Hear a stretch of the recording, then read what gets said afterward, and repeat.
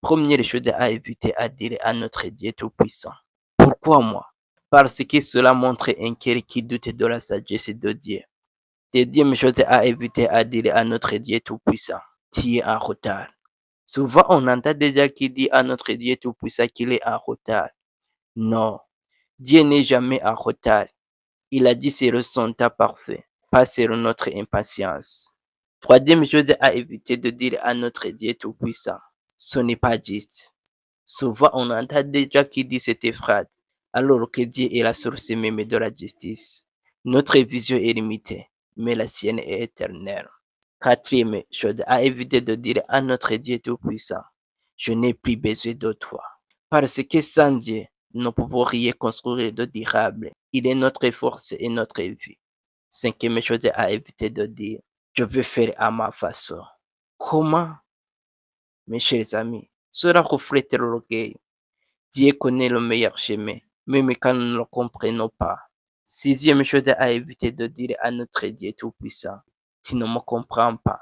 Oh là là, ça c'est très vraiment malheureux. Parce que Jésus a souffert, pleuré, été rejeté. Il comprend chaque douleur humaine.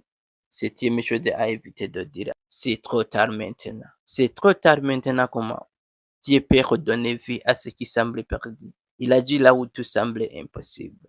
Huitième chose à éviter de dire à notre Dieu Tout-Puissant, je te servirai quand tout ira bien. Oh là là, il faut comprendre qu'il faut servir Dieu. Pourquoi? Parce que servir Dieu n'est pas conditionnel. Il cherche des cœurs fidèles à tout temps. Évitez aussi de dire, je ne pardonnerai jamais pour ça.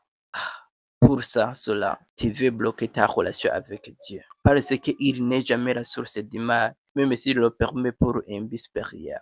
La dernière chose à éviter de dire sur ta bouche ou même à réfléchir, je n'ai pas le temps pour toi. C'est très mal vraiment. Entendre une personne qui dit qu'il ne veut pas le temps pour notre Dieu Tout-Puissant. Il faut lui consacrer du temps. Donc, ne ferme pas ton cœur à Dieu par des paroles de doute ou de colère. Il faut comprendre que notre Dieu Tout-Puissant t'aime, te comprend et veut te relever. Fais-lui confiance, même dans l'ombre.